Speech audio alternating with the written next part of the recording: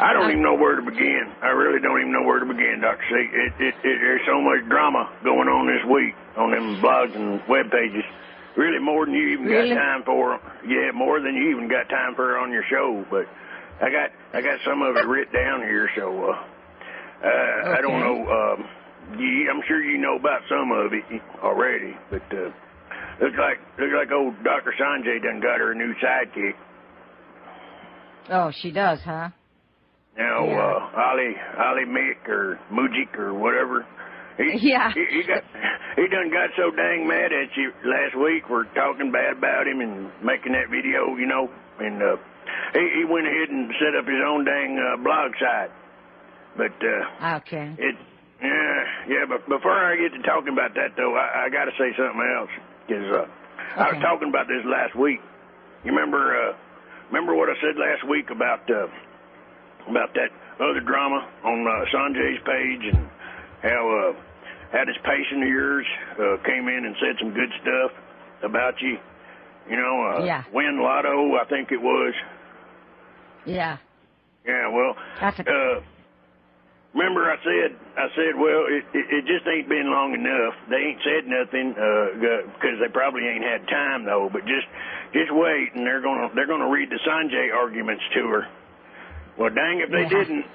Just exactly like I said they would. Really? Yeah. Yep. First they try to shoot her down with the yes but don't you agree that it's bad to give false hope to tell people that they's cancer free when they ain't? Sanjay Argument number 1. That's straight from that tabloid news story, really. And but nobody says that. Yeah, nobody's telling the patient they're cancer-free. They're telling them the tumor is dead. It's a big difference. Because if they have cancer somewhere else they don't know of, that is obviously still alive. Word manipulation, you know. It is. Then she, of course, you know, she comes back and they hit her again after that with, well, ain't it bad when the patients lose valuable time believing a woman that they's fine when the cancer ain't dead? That's Sanjay Argument number 2.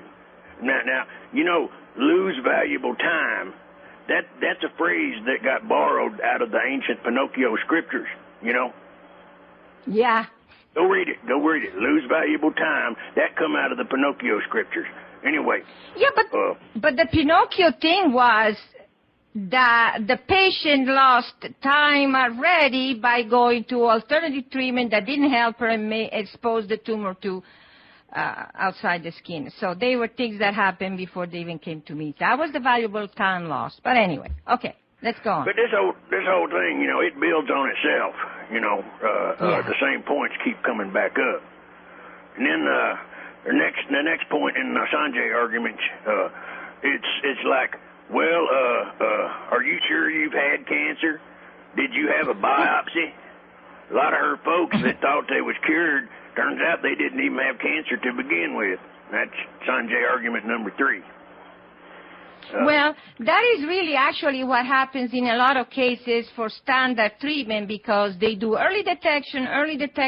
That is something that's so minuscule that you cannot feel, you cannot confirm. The mammograms show something, and so they claim to be able to do a biopsy and find it. If it is so small, how the biopsy finds it? And the statement is, well, we use ultrasound guided and we can find it. Yes, but the biopsy needle is so huge that I don't see how you can pick up a piece that small with a biopsy needle. It's something so big that will push the tumor outside and push it out of the way. It won't be able to reach it and pierce through. So it's an enormous amount of this information. That is basic physics, by the way. So it's just totally ridiculous. But anyway. Okay, what else? Biopsies ain't good neither because they make them spread, right?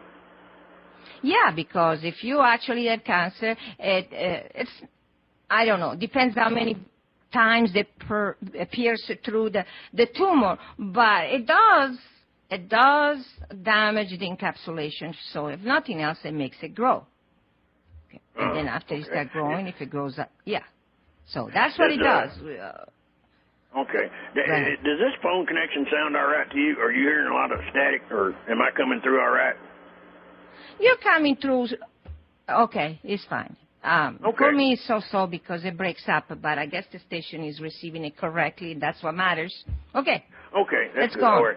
Well, then, this went on and on.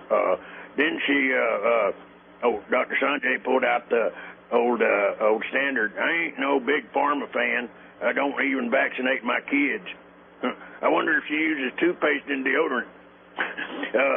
Then she says, I'm against her because people are dying because they listen to her. Sanjay argument number 4.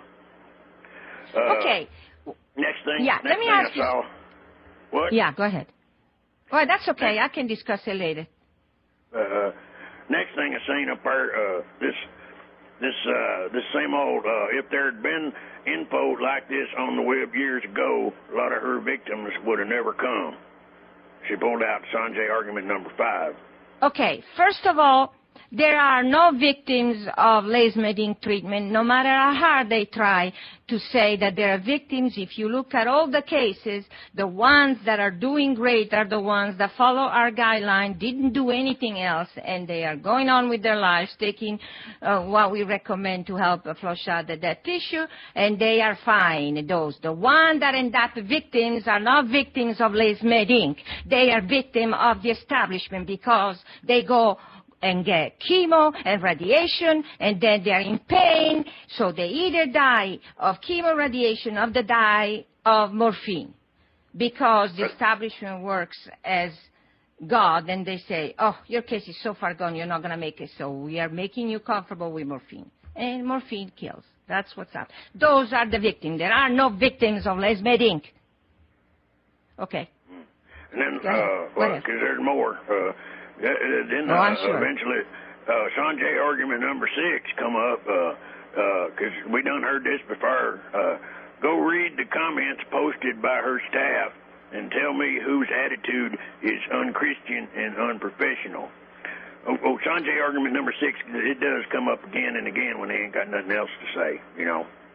Okay, first of all, religion and Christianity has nothing to do with anything, and I have patients of all religions, and with different views. So Christianity is not the religion, is a private issue, has nothing to do with medicine, unless you're a Christian scientist and they think you can cure it with just religion, but obviously facts have proven that that cannot happen. So religion is not an issue. But if you look at what our staff answer are facts. Facts, facts. Right. All they are. But if you can't rebuke the facts, then you go and you rebuke the person and you rebuke the attitude. You know, that's what I meant. Right. But, that's what they're doing, yeah.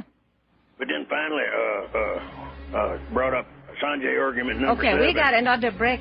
Okay. We got another break coming up. Stay there, Arnie. We'll be right back, okay? All right. Okay, we are back from the break again, and Arnie has a lot more to... He said that he has a lot more to expose for us. So let's go ahead.